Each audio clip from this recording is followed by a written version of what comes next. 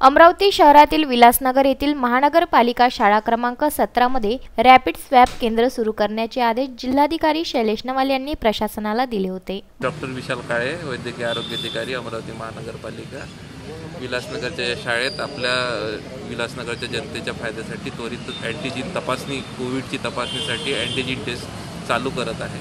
तरी त्यासाठी 20 मिनिटाच्या आत आपल्याला त्याचे रिपोर्ट मिळतील व त्याचा त्वरित रिपोर्ट मिळून आपल्या सर्व जनतेला लाभ होईल। त्यासाठी आपल्याला हे सेंटर चालू करायचं आहे। महानगरपालिका प्रशासनाने ताबडतोब हालचाली सुरू करून सोमवारला सर्व यंत्रणा या कामात लागली असताना शाळेबाजूने असणाऱ्या रमाबाई आंबेडकर नगर रहिवाशींनी सोमवारी शाळेजवळ येऊन कोविड तपासणी केंद्राला कडाडून विरोध केला। माझं नाव गौतम चिंतामणराव नाईक, मातोश्री रमाबाई आंबेडकर नगर मध्ये राहतो।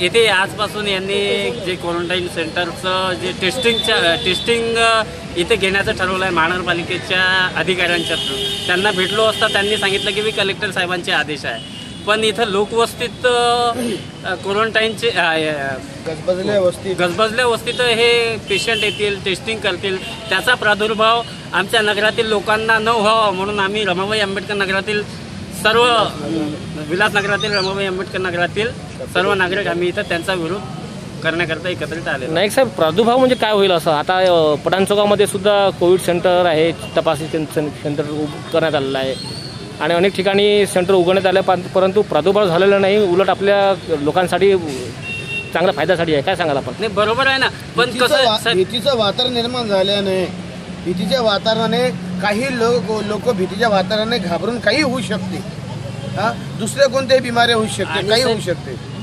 म्हणून भीतीच्या वातावरणात आमच्या इथं न गजबजल्या वस्तीत जिथे काहीच पेशंट नसताना त्याच वस्तीत का आणखी काही अशा इमारती आहेत ज्या शहराच्या बाहेर तिथे करू शकतात। आणि अशोकनगरमध्ये जे प्रमाण वाढलेलं आहे कोरोना पेशंटचं ते हेच कारण आहे, कारण की अशोकनगरच्या लगत कोविड हॉस्पिटल आहे, येणं जाणं करतात आणि सर्व तसं पाहता सर्वात जास्त आजच्या या 2-4 दिवसात किंवा या पूर्ण सप्ताहात अशोकनगरमधून इतके पेशंट निघत आहे, याचं म्हणजे याच्यावरून असं लक्षात येते की त्या आमच्या नगराला याचा धोका निर्माण होऊ शकते।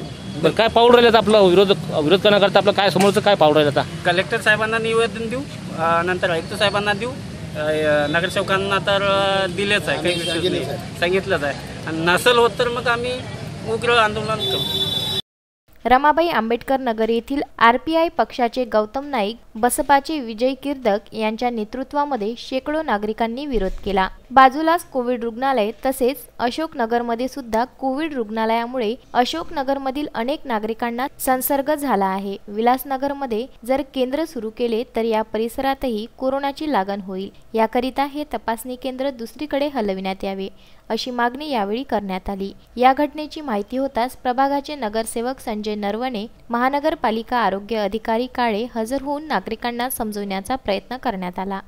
माजी महापौर संजय नरवणे, विलासनगर शाळा नंबर 17 मध्ये टेस्टिंग लॅब चालू करण्यात येत आहे, तरी इथे स्थानिक जे रहिवासी आहेत आजूबाजूचे ते विरोध करत आहेत। थोडासा त्यांना अशी भीती आहे, त्यांचे मुलं या शाळेत शिकतात, पण त्यांना मी समजावून सांगितलं पण ते ऐकायच्या मनस्थितीत नाही आहे। त्यांना असं वाटते की बा आमची मुलं या शाळेत शिकतात आणि मग आमची शाळा सुरू झाल्यानंतर इथं त्याचा प्रभाव राहील, पण मी त्यांना सांगितलं की जेव्हा आपली शाळा सुरू होईल, टेस्टिंग लॅब इथून जाईल, तेव्हा पूर्ण सॅनिटायझेशन होईल आणि हे फक्त आपल्या भागाच्यासाठी सुविधाच आहे ना, हे नगराच्या लोकांसाठी सुविधेसाठी हे टेस्टिंग सेंटर खोलण्यात येतं।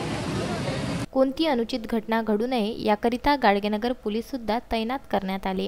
कोविड तपासणी केंद्र दुसरीकडे हलविण्यात आले नाही तर उग्र आंदोलन करण्याचा इशाराही यावेळी देण्यात आला। Bureau report, Vidarbha news, Amravati.